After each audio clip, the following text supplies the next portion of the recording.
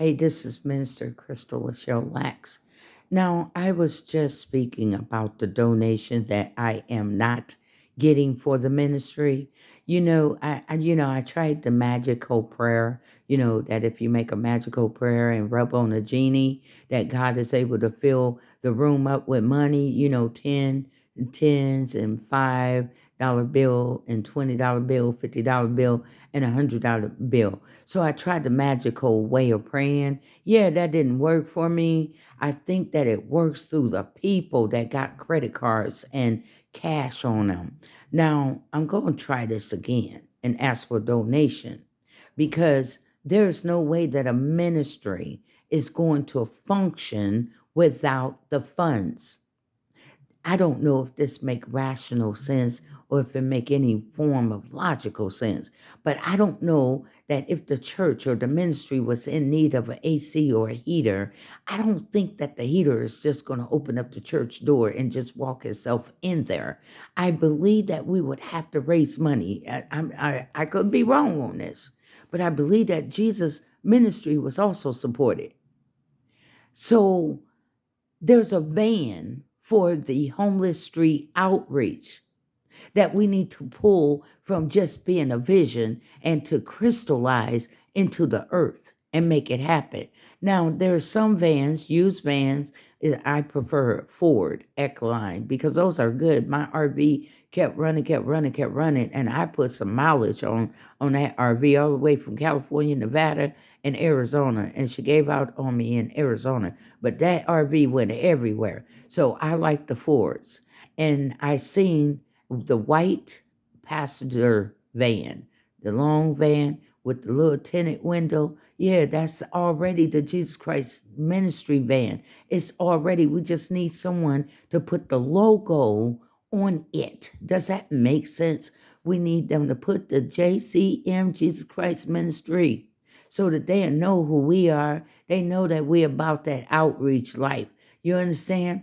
Now, if we need $5,000, well, it's not going, that van ain't going to come to me. And it's not going to come to the ministry just by itself. Now, I don't understand how people can give thousands of dollars to a pimped out pastor. And you could tell he a pimp. He got on pink coat and pink suit, pink shoes, pink car, little pink Barbie car, and they still giving money over to him. Now, here I am, sincere, and I'm trying to help somebody so I could help my soul. That takes my mind off my son being murdered because I'm helping other people. You understand what I'm saying? It feels good when to give, because I used to be that selfish young person, just thought about myself, if you will. And at the end of the day, through homelessness and going without and realize what's not important, because I used to carry around these big old trash bag thinking that everything in it was important, and it wasn't. It was just extra load on me. You understand what I'm saying? So I've been there, done that, and I wrote the book about 9 steps to tips on homelessness, trying to survive homelessness. It's on Barnes and Noble. You can check that out too and support me because I have disability. So I write. So I write books to try to support myself. You understand that there's no way that you're going to tell me that God meant for us to function without money, without funds. There's no way that you could tell me that a ministry is running by its own self, by the vision in its head, and it just crystallized itself. No, it takes people in order to bring it from the spiritual into the natural realm. It takes people in order to help get that van. It's going to take people to help to get the donation, the clothing, the blankets, the hygiene products. It's going to take you people to help out in the ministry. Why are you being so stubborn about this? Why are you being so relented? Why are you being so skeptical? It's a scam. How can something be a scam and you never tried it? Come on, let's think logical and rational and stop trying to make excuses why you don't want to give to Jesus Christ ministry. The name alone says it. who he is and what the ministry is about. It is about the Jesus Christ ministry. You understand? And if I'm not a good steward with the money, the God coming down on me. Do you understand that? And I don't know if people know the fear of the Lord, but the fear of the Lord is when you don't do right and you are in the position of leadership and you don't do right, you pay a bigger penalty than anybody else because you know better. It's just like Adam. Okay, Adam said, God told Adam first, don't you touch the forbidden tree. And then Adam had to go tell Eve what God said. Now, when Eve decided that she wanted to do what the serpent said instead of obey God, then Adam tried to put it off on Eve. It's that woman that you gave me. No, but I told you first, because you're the leader. So I told you first not to eat from the forbidden tree. So even when Eve decided that she wanted to rebel up against God, Adam still had a split second to make a decision.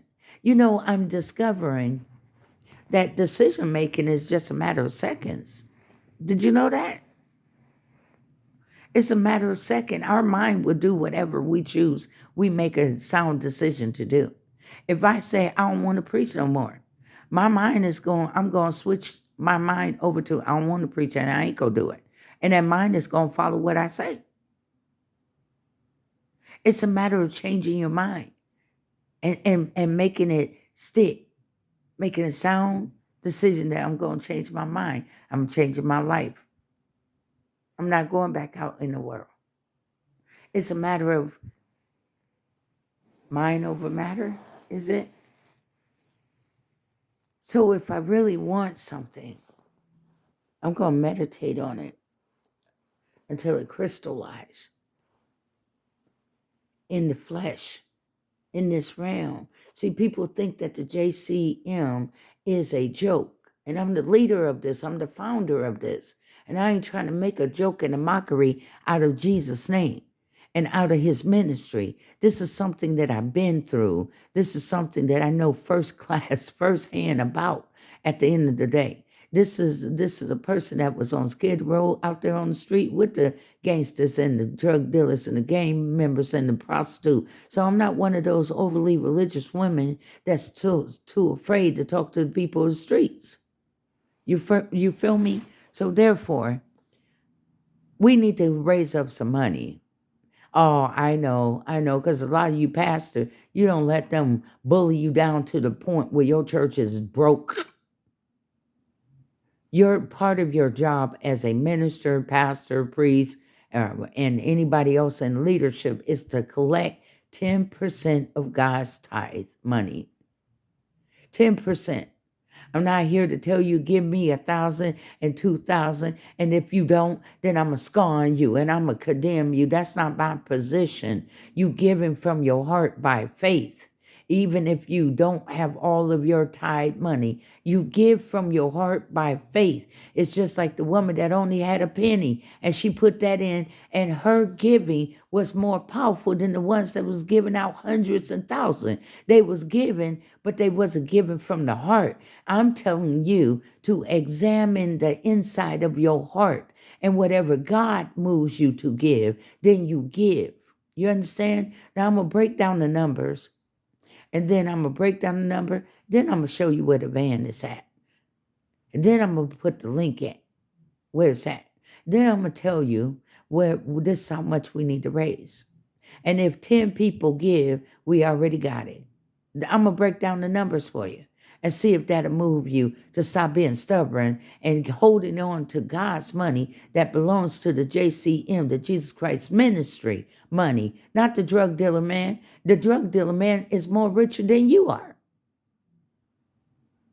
That's the devil stealing money from you. Well, what is 10%? If you got the drug man take your 50,000 for the whole year, but you only owed God 5,000 of it, or you got $5,000 check, and the drug man don't took the whole 5,000, and all you had to do was pay God was 500. You still got 4,500 left over. With God, with the drug man, you ain't got nothing left over. The devil don't took all of it. The devil don't rob you of all your pay money, and God only asked for 10%. That means if you only had a $300 check, well, God is only asking for 30, and the rest is yours. So you got $270 to balance out of that. You're supposed to be good steward over the money that God provided for you. If he made a way for you to get a job, what was you doing before you got that job? Oh, praying to God. Oh, Lord, I pray that you'll bless me with a job. Man, I just need God to open up the door. I just need God to bless me with a job. And God did. And you taking his tithe money and his offering money and giving it over to the devil kingdom. What side are you on? And whose side are you on? The devil didn't open up the door and give you that job. God did. God made a way. God touched the interviewer heart and to hire you, seeing that you was a good fit, because the grace and mercy of God was on you. Now that the money rolling good and your paycheck coming regular, now you act like that. It's so hard to give God $10 out of $100 check. It's so hard to give God $20 out of a $200 check. It's so hard to give God $50 out of a $500 check. 10%, that's all he asked for. And you got $450. You still got enough for your little weed, if you will. What is that? The $20 sack? Man, you could step your game up to $50. God still let you have money left over. But the drug man gonna take all of it. Why are you giving God's tithe money over to the devil kingdom and making the devil kingdom? You wonder why the children of God don't have enough food and don't have looking raggedy. We look like we ain't being taken care of. Well, you know why? Because the devil is robbing God of his money. Will a man rob God? Yes, they will rob God through their tithes and offering and taking it over there to the devil kingdom and taking it over there to the devil territory. Giving everything that goes contrary to God and giving it over to that kingdom. I want you to think about it and you ponder on the words and go read the Bible for yourself on tithes and offering. You don't need nobody to always be guiding you. The Bible, you're supposed to be meditating on the Bible day and night. You're supposed to know the word, and the word is supposed to be inside of you. So therefore, at the end of the day, it's up to you to read on tithes and offering and alms if you want to give a little extra. But ain't nobody going to force you over on JCM, Jesus Christ Ministry, to tell you give this amount, and if you don't, you're a terrible person. No, I'm gonna put a number out there because I know what it's gonna take to get a building. I know what it's gonna take to get a van. I know we need donation for the clothing and the hygiene. How you gonna do that? And look how you living. This ain't no look how you living. This is a faith walk. Who you rolling with? Because God is a faith God. God is a faith move. He moves by faith. How you rolling? You're going to have to get up there. You're going to have to get out there on the water and walk out there on top of the water like Peter walked out there on top of the water with Jesus. This is a faith walk. Any other type of way of you seeing this is in your own carnal and earthly way of viewing it. You're not doing a faith viewing. You're doing a carnal mind viewing. And and you can't help nobody until you help yourself. What I learned about that being homeless is that when you do help people serving, because I was homeless and I was still serving meals downtown LA and a couple other places. And that's the most joyful feeling that you have. And when when somebody said thank you, ma'am, and for serving it, you felt like you did a great job. Instead of doing wrong and evil to people, you doing something good for them. So why don't you think about that? Check yourself on those tithes and offering about God, because that's our job. Listen, go to Leviticus and look up tithes. Go look up tithes. And then go to the New Testament when Jesus even told them, give unto Caesar, which would be the government, their tax money. Did he not say that? Give unto Caesar that is due unto Caesar. Did he not say that? Give the IRS what is due to the IRS, but give to God what is due to God. Now, come on now, stop trying to twist the word, bend the word, reflects the word. God is the creator of the word. You can't tell the creator what to do and how to do his laws. You got to abide by and follow what thus says the Lord. Peace out.